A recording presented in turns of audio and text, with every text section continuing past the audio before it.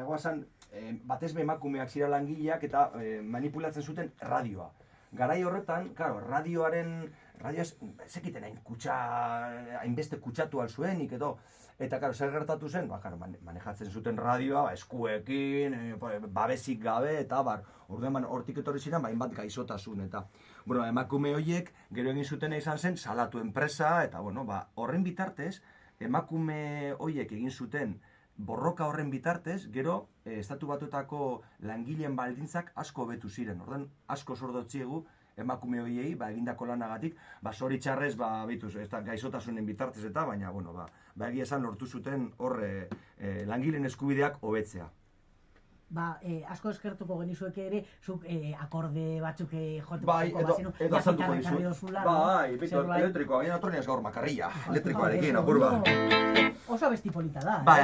Nik uste dut oso importantea dela abesti baten zer kontatzera zoaz. Da zeo zer alaia, da zeo zer tristea, da horren arabera, melodia bizkat horrekin laguntzea, ezta? Ni baldin banoa zerbait tristea egitera, igual behar dut akorde minorrak. Eta esain japiak, hain alaiak, ezta? Tristetxoagoan. Aldi berean, abesti hauen nahi nuen pizkat umei heltzea, nerabei, eta nahi nuen pizkat triste, baina ez super mega hiper triste, bai pizkat. Orduan dagoen,